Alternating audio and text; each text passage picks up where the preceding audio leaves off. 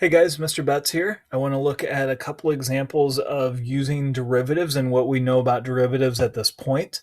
So the examples we're going to look at here are going to use the idea that the derivative gives us the slope of a tangent line at a point of tangency. So in this first example here, we're told just a little bit of information about a function f. Not a whole lot, but we're told enough to do what we need to do here. So we are told that f of 4 is 5. So that tells us that if we were looking at the graph of f at the x value 4, it's going to have a y value of 5. So we know f of x is going through this point right here. And the other thing they tell us is that f prime of 4 is negative 3. Now remember, f prime of 4 is the derivative of f at 4. And remember, the derivative is essentially defined as the slope of the tangent line to f at 4. So what that tells us is we don't know what the graph looks like, but we do know that at this point, the graph is going to have a slope of negative 3. I know that's not a perfect slope of negative 3. So we don't know if the graph is going to look something like this or something like this. But we do know that whatever the curve looks like, the tangent line is going to have a slope of negative 3. So using that information, if we want to write the equation of the tangent line, this right here is telling us the slope. And if we want to write the equation of a line, there's two things we need to know. We need to know a slope and we need to know a point. Well, we know that the graph of the function goes through this point at 4, 5.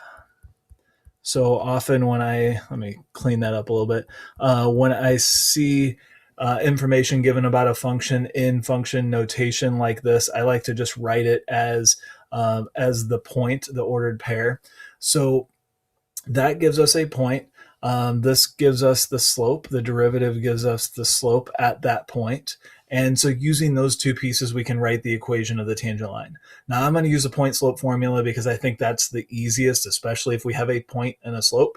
So the point slope formula, we take y minus the y value of the point, and that's equal to the slope times x minus the x value. And I've talked about this before. If you have an answer that's equivalent to the correct answer, there's no need to go beyond this. So this right here is a perfectly acceptable form for writing the equation of a line. It's actually, in my opinion, a preferred form. There's no need to solve for y, get y by itself, and distribute and all that stuff. Just leave it in point slope form. It would not be wrong to do all of that and get y equals negative 3x. I think it's going to be plus 17. This is an okay answer. I do want to point out, though, that if this is correct and you make an error doing this and you say this is your answer, then that's going to be wrong. Well, this isn't wrong, but you get the idea. If you made a mistake and said this is plus, I don't know, let's say we did minus 5 instead of plus 5 and we made a computation error, then we're going to get the answer wrong. So my recommendation is get an answer and don't do any simplifying unless you're told to for some reason. Another kind of problem that we'll see is if we're told that if we're given the graph of f and we're given the graph of a tangent line, we can answer some information about the derivative of f using that tangent line. So in this particular problem, we know that this blue line here is tangent to the graph of f at x equals 2.